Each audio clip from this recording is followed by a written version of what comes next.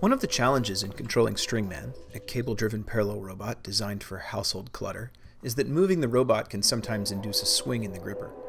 To achieve precise control for grasping and automatic parking, I want to actively cancel this swing using observations from an accelerometer.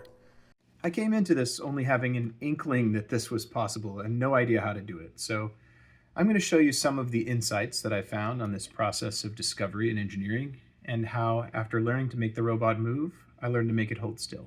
Like many things, I just started by asking Gemini how to cancel the swing in this system, and described it in extreme detail and gave a very clear description of what I wanted the AI to do for me. I initially asked for multiple strategies that could be used to solve the problem, given the accelerometer and gyro on board, and the observable April tags and the known latencies. Gemini produced a couple of ideas, and I picked one to dive deeper into. The first strategy was to integrate the lateral acceleration of the gripper to obtain lateral velocity and then move the hang point in the opposite direction. This seemed a little odd to me, but I couldn't pin down in my mind exactly what I would do differently, so I gave it a try. After all, trying an AI code is basically free. Of course, it didn't work at all, so I spent the next day or so debugging it, trying to convince myself that it was the strategy that was wrong and not some other problem with measurement or rotating the frame of reference.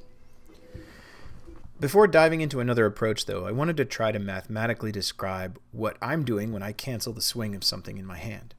If I just hang a mass from a string and swing it, I can kind of cancel out the swing by catching up with it and staying on top of it. But I needed to know what an accelerometer on this mass would be feeling when I do that, and how it would line up with the velocity inputs that I'm applying with my hand.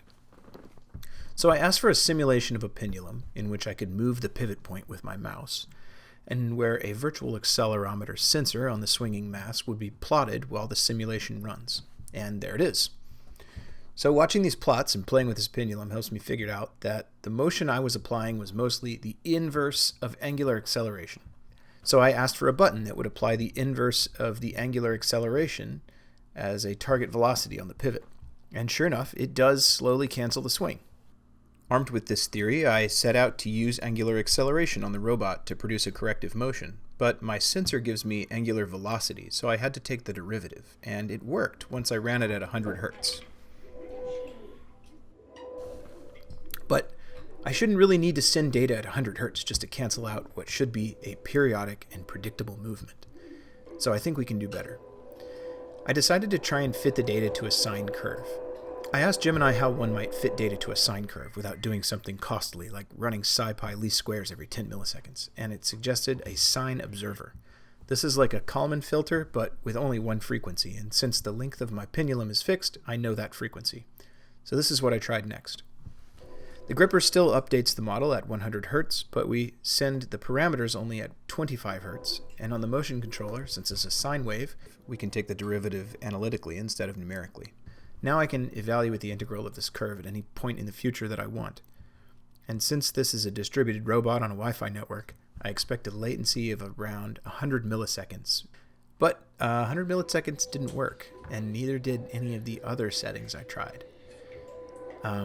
Some of them were close, but it seemed like it was always off, and again I debugged it for a long time trying to figure out if it was some other cause, until I finally compared the calculated latency to what I expected and found it to be 5 hours and 200 milliseconds.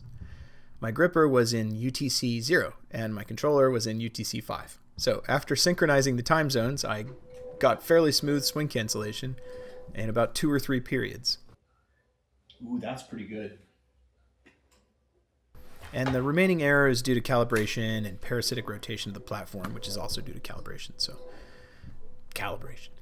But I'm going to consider that a reasonable achievement for now, and in the next video I'll probably talk about self-parking strategies. So thanks for hanging around and listening to how Stringman is designed.